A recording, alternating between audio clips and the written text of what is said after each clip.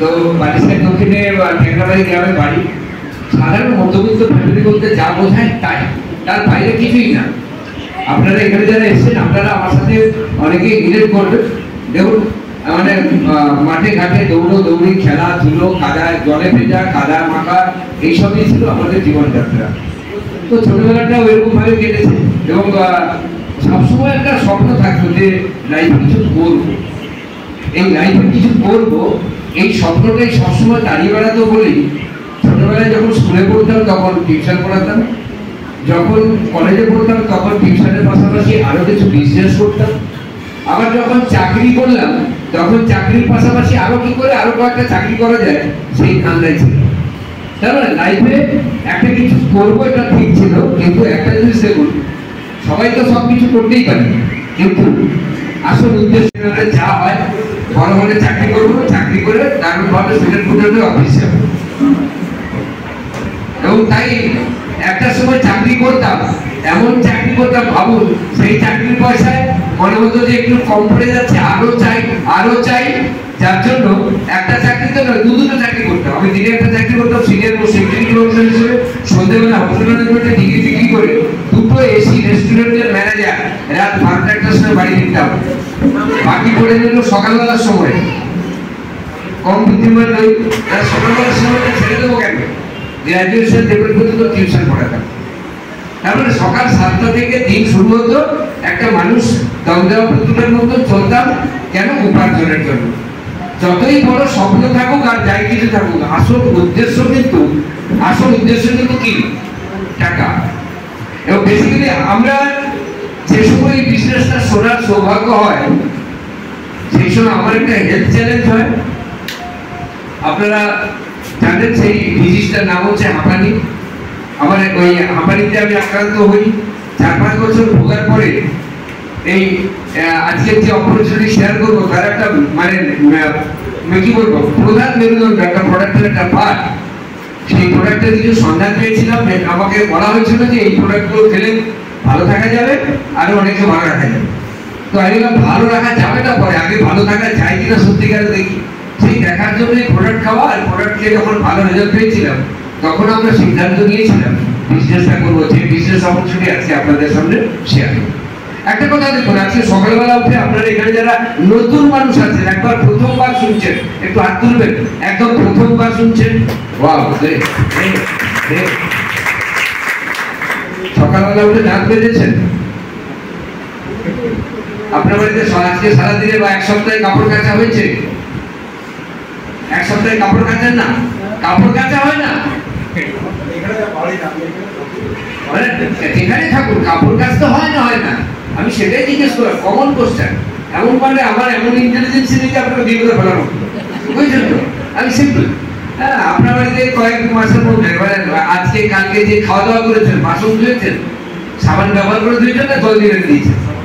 সাবান ব্যবহার করেছেন। আচ্ছা, এইগুলো যে ব্যবহার করলেন, এখান থেকে কোনো উপার্জনের কোনো গল্প আছে যে এই তুমি যদি 1 মাস ব্যবহার করো 2 টাকা পাবে, আর 12 মাস ব্যবহার করলে 24 টাকা পাবে, এমন কোনো গল্প আছে? গল্প নেই। নাম্বার 2, যে প্রোডাক্টটা আপনার বাড়িতে ব্যবহার করেন, আপনি যেখানে থাকুন না কেন, আপনি সকালবেলা দাঁত বেঁধেছেন, আমি শিওর। সেই কোম্পানি যদি বলে আপনাকে এত বছর দাঁত বেঁধেছেন, এই জন্য আপনাকে একটা টোকেন বানিয়ে দেওয়া হবে, এটা জীবনে কখনো হয়? অথচ দেখুন, আপনাদেরকে আপনারা যারা নতুন আছেন, আপনাদের প্রত্যেককে ওই জাতীয় প্রোডাক্ট কিন্তু শুরু থেকে রাত পর্যন্ত ব্যবহার করতেই হবে। কিন্তু আপনারা আবার পকেটে 1 পয়সা ফেরত আসার কোনো গল্প নেই। আপনারা স্বীকার করেছেন, আমিও আপনাদের উপর স্বীকার করছি। 2 নম্বর আমাকে জিজ্ঞেস করেছিল, যে প্রোডাক্টগুলো কিনছি সেই প্রোডাক্টগুলো যদি ব্যবহার করে না দেখি ভালো কি মন্দ বুঝতে পারবো? আর ব্যবহার করে দেখলেন যে আপনি যে প্রোডাক্টটা ব্যবহার করে খারাপ লেগে তখন কি ফেরত আসতে পারবেন? আপনি পারবেন না। তার মানে এই যে আমি দুটো এক্সাম্পল দিলাম, দুটো এক্সাম্পল দিয়ে আমরা আসল জায়গায় ঢুকবো। দুটো এক্সাম্পল দিলাম, তার মানে আমি যে অপরচুনিটি নিয়ে কথা বলবো, যে বিজনেস অপরচুনিটি যেখান থেকে ইনকাম আসবে, একটা ফ্লোটিং ইনকাম আসবে, এবং সেই ইনকামটা বেশ মানে মজাদার ইনকাম, বেশ সুখের ইনকাম, শান্তির ইনকাম। সেই ইনকামটা আসবে ওই জায়গা থেকে, যে প্রোডাক্টগুলো আপনি ব্যবহার করছেন সেই জায়গাতে আমি হাতে পাচ্ছি। অন্য বেশি তথ্য কথায় যাবো না, জাস্ট আমি মজা করতে করতে, গল্প করতে করতে আপনাদের সাথে কথা বলতে যে কথাগুলো বলছিলাম, কাছে যখন ব্যবসাটা এসেছিল আমি বলেছিলাম, দেখো ভাই সোজা কথা, আমার হাতে টাইম নাই, আর কিছু করবো ভাববো। আপনি বলুন, একজন মানুষ সকাল 7টা থেকে রাত 12টা পর্যন্ত ব্যস্ত, আপনি নিয়ে এসছেন তার কাছে কোনো একটা অপরচুনিটির সুযোগ নিয়ে সে মন দিয়ে শুনবে, কখনো সম্ভব? সম্ভব নয়। তাই আমাকে জিজ্ঞেস করেছিল হাতে সময় আছে, আমি বলেছিলাম না, সভাতে উত্তর। আমাকে বলেছিল সময়টা নেই কেন, আমি বললাম টাকার জন্য দৌড়চ্ছি, সকাল থেকে উঠে রাত পর্যন্ত টাকার জন্য দৌড়চ্ছি, তারা নিশ্চয় অনেক টাকা আছে। আমি বললাম না, মাসের শেষে যদি কিছু ধার করতে পারি মনে খুশি লাগতো, ধার না করতে পারলে দুঃখ লাগতো, ধার করতে পারলে খুশি লাগতো। এরকম ফ্যামিলি থেকে আমাকে জিজ্ঞেস করো, ঠিক আছে তোমার নিশ্চয় ফিনান্সিয়াল সিকিউরিটি আছে? আমি বললাম ফিনান্সিয়াল আবার সিকিউরিটি কি? রোজগার করে খাই, নুন আনতে পান্তা ফুলে, তাদের জীবনে আবার ফিনান্সিয়াল সিকিউরিটিটা জিনিসটাই জানি না। তখন একটা জিনিস বোঝাবার চেষ্টা করেছিল যে আমি যে রোজগারটা করি, যেখানে যাই, আমি আমার সময় দিলে রোজগার হয়। কাল যদি সেখানে না যেতে পারি বা সেই জায়গাটাই যদি কালকে থেকে আর না থাকে, আমার আপনার রোজগার থাকবে? আপনি কোথায় আছেন কাজে করবেন? হ্যাঁ, মেদিনীপুরের কাজে রয়েছে, যেখানে কাজে রয়েছে সেখানে কাজে না গেলে পয়সা দেবে? আপনি কাজে নিশ্চয় রয়েছেন, প্রফেশনে, কাজে না গেলে পয়সা দেবে? কালকে থেকে ইচ্ছে হলো আমি আর 2-4 বছর কাজে যাবো, একটু সমুদ্র ধারে গিয়ে হাওয়া খাবো, বা দার্জিলিং এ গিয়ে পাহাড়ে একটু বসে ঠান্ডা হাওয়া খাবো। টাকা আসবে? আসবে? আসবে না। আপনি হাত তুলেছিলেন পেছন থেকে, টাকা আসবে? আসবে না। কারণ একটা জিনিস দেখুন, আমি আমার যেটুকু এডুকেশনাল কোয়ালিফিকেশন, যেটুকু অভিজ্ঞতা সঞ্চয় করেছিলাম, একটা জিনিস বুঝেছিলাম এই প্রথম এই বিজনেসের মাধ্যমে, যে কাজে না গেলে টাকা আসবে না, ঝাঁপি না তুললে পয়সা আসবে না, দোকান না খুললে পয়সা আসবে না। এই অপরচুনিটি বুঝলাম যে ফিনান্সিয়াল সিকিউরিটির কথা বলা হচ্ছে, এটা এমন একটা সিকিউরিটি যেটা আপনাকে আমাকে একটা হ্যাপিয়েস্ট লাইফ লিড করতে সাপোর্ট করবে। তার মানে কথায় কথায় বুঝতে পারছেন? তার মানে ছোট্ট এক্সাম্পল দিয়ে বোঝাই, তাহলে আরেকটু ক্লিয়ার হবে। আমাদের প্রত্যেকের ইনকামটা না রেট ইনটু টাইম। আপনি যত টাকাই রোজগার করুন না কেন, আপনার একটা রেট আছে, আপনি সেই রেটটা বাড়াবার জন্য যত রকমের কাজসাজি করেন, হয় ডিগ্রি বাড়ান, না হলে কাজের দক্ষতা বাড়িয়ে বসকে দেখাতে চান যে দেখো আমার কি যোগ্যতা রয়েছে, আমার এই স্যালারিতে হবে না, আমার স্যালারিটা একটু হাইক করুন, চাই না? আমরা এটাই তো করি। মজার জিনিস হচ্ছে আরেকটা, এই রেটটা একটু বাড়াবার চেষ্টা করি ইনকামটা বাড়াবার জন্য। বললেন তুমি যদি আর 2 ঘন্টা করে সময় দাও, মাসে 5,000 টাকা এক্সট্রা ইনকাম দেবো, সময়টা আসবে না? আসবে না। পার করতে পারবেন না? এসে ফেলবে বলে, হ্যাঁ সেটা দেওয়া যায়।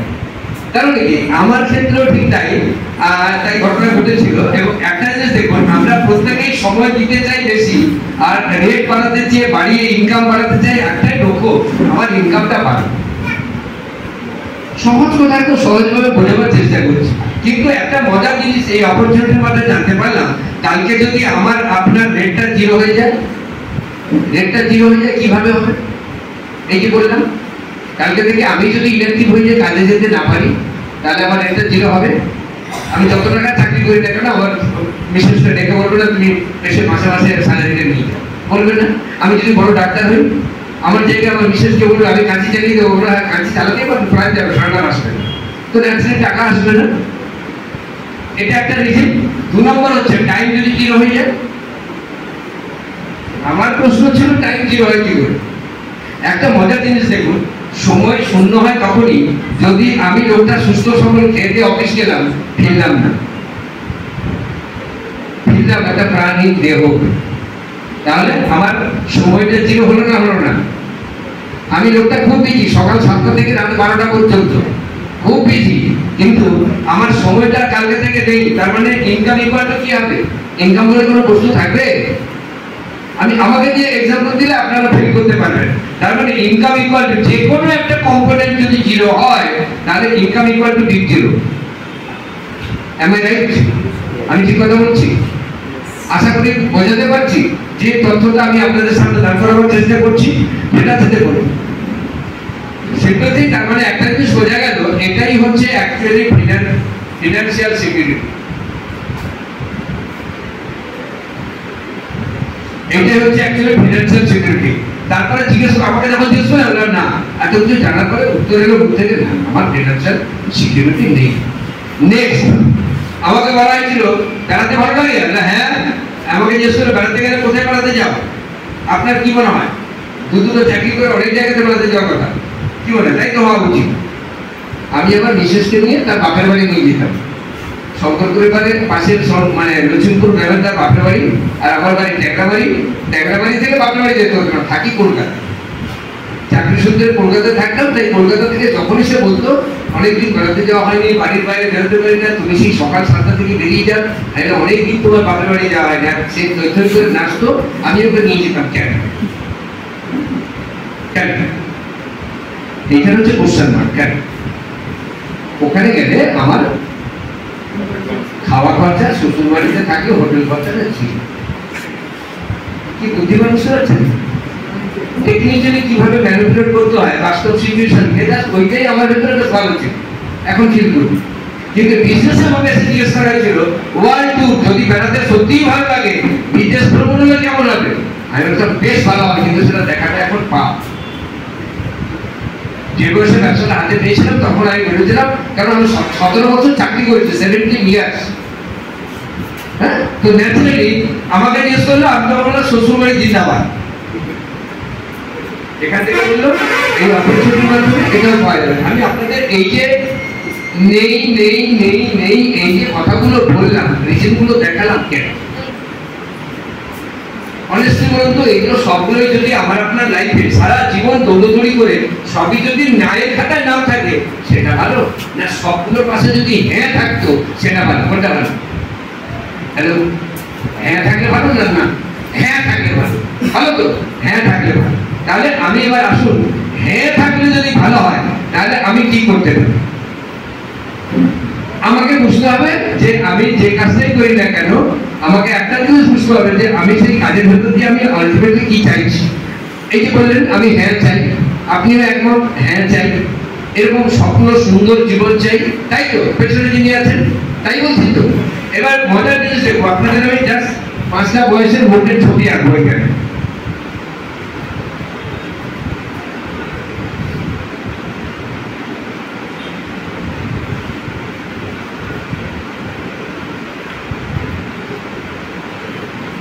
এটা 25 বছর, এটা হচ্ছে 15 বছর বয়সের ছবি।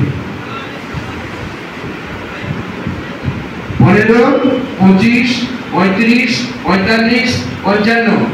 15 বছর বয়সে, 18 বছর বয়সে, 20 বছর বয়সে স্বপ্ন কেমন থাকে? এই যেগুলো দেখানো সব হ্যাঁ। বেড়াতে যাবি কোথায়? সুইজারল্যান্ড। মানে ভারতের কোনো জায়গাই নেই। বেড়াতে যাবি কোথায়? প্যারিস। ঠিক বলছি না ভুল বলছি? স্বপ্ন নিয়ে মানুষ বাঁচে, স্বপ্নই হচ্ছে আসল পুঁজি। এবার 25 বছর বয়সে সে স্বপ্ন দেখছে প্যারিস যাবে, বাড়ি কেমন হবে? প্রাসাদের মতো, সামনে 4টা থাম থাকবে, 2-4টা গাড়ি থাকবে, আর মাঝে মাঝে বিদেশ যাবো, পকেট ভর্তি টাকা থাকবে, চ্যারিটি করবো, মনের খুশিতে খরচা করছে। এটা হয় না? হয় না? এই একই ছেলে, মানে আমি আমাদের বয়সেরই একটা গ্রাফ দেখে দেখাচ্ছি আপনাদের চোখের সামনে, যেটা দেখে আমার ভেতরে একটা শিহরণ জেগেছিল। মনে হয়েছিল যা করছি বেশ করছি, ভালো করছি, কিন্তু ভালো ভালো না কিছু আছে যেটা বুঝে নিতে হবে। তো ন্যাচারালি আমার মনে হচ্ছিল এটাই, যে এই বয়সের যে স্বপ্ন ছিল, হাসি দেখেছেন? প্রাণ খোলা হাসি, দাঁত পারলে বাইরে থাকতে পড়ে যায় এমন অবস্থা। 25 বছর বয়সে সেই হাসি ওই হাসি আছে? নেই। কেন?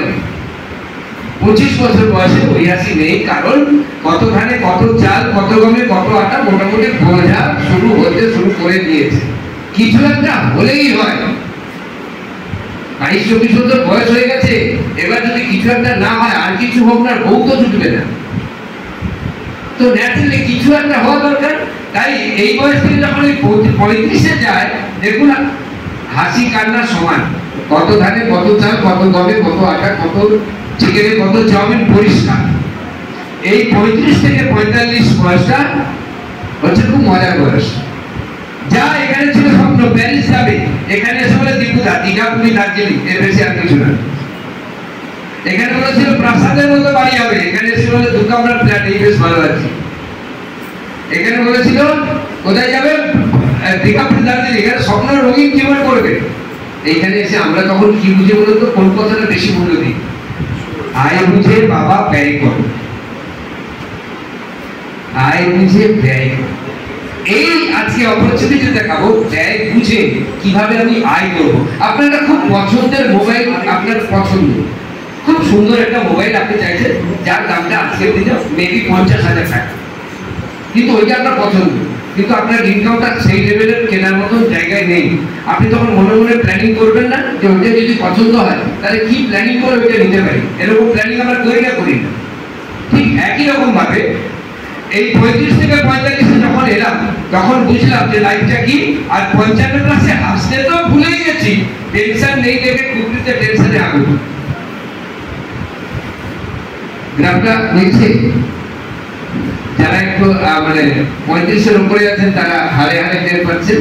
এবং মজার ব্যাপার দেখুন, আমি যখন এটা দেখলাম, এটা দেখে ভাবলাম যে 90% মানুষ তো এইভাবেই চলে, তাতে আমার দোষ কোথায়? আমার দোষ কোথায়? আমার দোষ হচ্ছে এটাই যে আমি বুঝতেই পেরেছিলাম না যে আমার স্বপ্নটা জীবনেও মিলবে না, কারণ একই রাস্তায় হাঁটছি অথচ রেজাল্ট আশা করছি এরকম। আমার পাড়া প্রতিবেশী, আমার অফিস কলিগ আমাকে দেখিয়ে দিচ্ছে আমি এত বছর সার্ভিসে ছিলাম, আমার পরিণতি এটা হয়েছে। তারপরে আমি দাঁতে দাঁত দিয়ে বউয়ের সাথে লড়াই করে সকালে না খেয়ে অফিস যাচ্ছি, কেন? চাকরি বাঁচাতে হবে, আমার ইনকামটা চাই, সিম্পল থিং। অথচ আমার স্বপ্নটা এখানে শেষ, স্বপ্নটা শেষ হয়ে গেছে এই রাস্তাতেই আমরা হাঁটছি। মরুভূমির উটের মতন না? মরুভূমির উটরা উট কাঁটা চেপাতে পছন্দ করে, কেন? তার কোনো রিসিন নেই। কাঁটা চেপাতে রক্ত বেরোবে তাও সে জানে, তাও কাঁটাই চেপাবে। আমরা সেরকম জায়গায় চলে গেছিলাম। আমি আমার কথা বলছি, আমার তখন মনে হচ্ছে আমি মরুভূমির উঠ হয়ে গেছি, কাঁটা চেপাচ্ছি, রক্ত পড়ছে, মনে মনে ভাবছে টেস্ট পাবে। হ্যাঁ, তো এইখানে এইটা দেখার পরে একটা জিনিস বুঝেছিলাম, আমি যতই বাহাদুরি করি না কেন আমারও কিন্তু শেষ পরিণতিটা এটাই। কেন? আমার যারা অফিসের সিনিয়র কলিগ রিটায়ার করলেন তাদেরকে দেখলাম এই পরিস্থিতি নিয়ে ঝোলা কাঁধে বাড়ি ফিরছে। তখন আমার মনে হলো তাহলে আমারও তো সেটাই। তার মানে এটা আমার ভবিষ্যতের ক্যালেন্ডার। আর আমি সবসময় শয়নের স্বপ্নে একটা আশা নিয়ে বেঁচে আছি, সেটা হচ্ছে এটা। আপনারাও তাই। আশা করি বোঝাতে পারলাম। আপনার স্বপ্নটা সত্যি সুন্দর, কিন্তু জার্নি পথটা মনে হচ্ছে চেঞ্জ করতে হতে পারে। তাই আমি এটা দেখার পরে বুঝেছিলাম যে আমার জার্নির পথটা চেঞ্জ করতে হবে। আমার গাড়িটা যত দামেরই হোক না কেন, আমার চাকরিটা যত দামেরই হোক না কেন, সুইজারল্যান্ড যেতে গেলে ওই বড় বেশি দামের গাড়িতে চললেও হবে না, আমাকে ভেহিকল চেঞ্জ করতে হবে। ডেস্টিনেশন পৌঁছতে গেলে আমাকে ভেহিকল চেঞ্জ করতে হবে। বুঝে গেছেন? তার মানে কথায় কথা দেখুন, আমরা আজকে যে বিষয় নিয়ে কথা বলবো, আমি এবং আমার বিশেষ সমাজ, মূলত সেটা একটা এক্সট্রা ইনকাম অপরচুনিটি। মূলত একটা এক্সট্রা ইনকাম অপরচুনিটি। এবং এই এক্সট্রা ইনকাম অপরচুনিটিটা যারা আপনারা শুনছেন, একটা জিনিস প্রথমেই জেনে নিন, এই অপরচুনিটি নিয়ে কাজ করতে গেলে আপনারা যে প্রফেশনে আছেন 100% সেই প্রফেশনটা থেকে আপনি কাজটা করতে পারবেন। এমন নয় যে ভালো লেগেছে ভাই চল ওগুলো সব ছেড়ে দিয়ে এটা করতে হবে না। আপনি যা করছেন সেটার সাথে সাথে এটা করতে পারবেন। এবং লাইফে আমরা যে প্রফেশনে থাকি না কেন, আপনি চারদিকে একটু তাকিয়ে দেখুন, আপনার বাড়ির আশেপাশের আত্মীয় স্বজনের চারপাশে তাকিয়ে দেখুন, তারা যে প্রফেশনে প্রতিষ্ঠিত তারপরেও তাদের একটা এক্সট্রা ইনকামের দরকার হয়। কিন্তু আজকে যে অপরচুনিটি শেয়ার করছি, এখানে একটা লেভেলের পরে আর তাদেরকে এক্সট্রা ইনকাম অপরচুনিটির জন্য দৌড়তে হয় না, বরং যেটার পথে স্বপ্ন দেখেছিলেন সেই স্বপ্নের পূরণের পর সেগুলোকে ছেড়ে দিতে পারে। সেটা চাকরি হতে পারে, ব্যবসা হতে পারে, ডাক্তারি হতে পারে, ইঞ্জিনিয়ারিং হতে পারে, এনিথিং। তো এইবার আসবো আসল কথায়। এতগুলো যে কথাগুলো বললাম, দেখুন সব হচ্ছে আমি দেখাতে চাইলাম যে আমরা যেখানে বসে আছি আগুনের উপরে, আর মনে মনে ভাবছি আমারটা পুড়বে না, পুড়বে, আমারটা পুড়বে না। মানে আমরা ক্রাইসিসের উপর দিয়ে যাচ্ছি, এটাকে ফিল করছি, তারপরে হচ্ছে ওরও ক্রাইসিস তো, আর তারও ক্রাইসিস তো, আমারটা কম, অর্থাৎ আমারটা পুরো। হ্যাঁ, তো আজকে ওখান থেকে বেরিয়ে আসার রাস্তা দেখাবো। আমি শুরু করেছিলাম কথাটা, দেখুন আপনার বাড়িতে প্রোডাক্ট ব্যবহার হয়, আপনার বাড়িতে প্রোডাক্ট ব্যবহার হয়, ওখানে আপনাদের বাড়িতে প্রোডাক্ট ব্যবহার হয়। তার মানে আপনারা যারা ইনকাম করেন তার সিংহভাগ টাকা আপনার খরচের খাতায় চলে যায়, আর কিছু টাকা আপনি বাঁচিয়ে বহু কষ্টে বাঁচান, সেভিংস করেন। করেন না করেন? করেন। এবার মজার ব্যাপার হচ্ছে এই যে খরচাটা করে দেখবেন আপনার, আমি যদি মানে ভুল না বলি, প্রায় 90% টাকা আপনার খরচা হয়ে যায়, অনেক টেনে টুনে 10% টাকা আপনি বাঁচাবার চেষ্টা করেন, সেভিংস করার চেষ্টা করেন। ঠিক বলছি? মোটামুটি অ্যাভারেজ। আমি এমনও আজ পর্যন্ত কাউকে পাইনি যে আজ পর্যন্ত আমার সামনে দাঁড়িয়ে বলতে পারেনি যে আমার 10% খরচা হয় আর 90% জমা হয়। এটা আজ পর্যন্ত বলতে পারেনি। কি বললাম বুঝতে পারলাম? বুঝতে পারলাম? তো ন্যাচারালি এই যে সেভিংসের ঘর, আমি এখানে হাত দেবো না। ওখান থেকে আপনি কি সম্পদ বানাবেন সেটা আপনি ভালো করে হারে হারে টের পেয়ে গেছেন। আমি আর সেখানে যাবো না। আমি দেখাবো আপনি যে খরচের ঘরে যেটা দিয়ে শুরু করেছিলাম, রাতের বাজার থেকে কাপড় কাচা, ঘর মোছা, বাসন মাজা, যেটা দিয়ে শুরু করেছিলাম, দিন শুনুন আর দিন শেষ, সারাটা জীবন আমাদের এইভাবে কেটে যাবে। ওখান থেকে আপনার একটা প্রচুর মানে অসম্ভব ভালো একটা অপরচুনিটির সুযোগ ওর ভেতরে লুকিয়ে আছে। আপনি খরচা করবেন, ইনকাম হবে, আপনি সেখান থেকে আপনার স্বপ্ন পূরণ হবে। কিরকম? আপনার খরচ থেকে যদি ইনকাম হয়, যেটা আপনারা প্রত্যেকেই বলেছেন আমাদের হয় না, আমার হতো না। তাই একটা জিনিস বুঝে গেলাম যে ইনকাম আমাকে বাড়াতে গেলে আমাকে হয় খরচা কমাতে হবে, নতুবা সেভিংস বাড়াতে হবে। সেভিংস বাড়ানো সম্ভব নয়, আমার হাতে নয়। আর ইনকাম খরচা কমানো আমার হাতে সম্ভব নয়। আমার বাড়িতে 2 কেজি চাল লাগে। একটা এক্সাম্পল দিই, সামনের মাসে চালের দাম বাড়লো, 1 কেজি নিয়ে আসলাম, তারপরের মাসে চালের দাম আবার ডবল হলো, তারপর কি করবো? চাল খাওয়া কবে ছাড়বো? তার মানে বাজার দর যতই বাড়ুক, এটা একটা। তো ন্যাচারালি আমি আপনাকে দেখাবো কিভাবে খরচার ঘর থেকে ইনকাম হয়। আর নেক্সট যেটা বলবো, আমরা প্রত্যেকেই ভাবি যে খরচা কমিয়ে সবাই বড়লোক হবো। একজনকে দেখাতে পারবেন যিনি খরচা কমিয়ে বড়লোক হয়েছেন? আমরা যে প্রফেশনে থাকি না কেন, আমি 4টে জিনিসের নাম লিখবো। দেখুন, চাল, ডাল, নুন, তেল।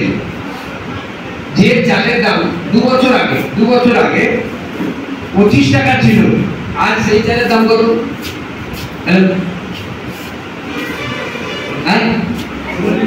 কত? 60। আপনার উনি ঠিক বলছেন, কাছাকাছি গেছেন। সেই চালের দাম 2 বছর আগে 25 থেকে 30 টাকা ছিল, আজকে সেই চালের দাম মোটামুটি 60 টাকা হয়েছে বলছে।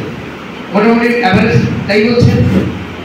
আচ্ছা, ডাল 60 টাকা ছিল, আজকে মোটামুটি 120 টাকা।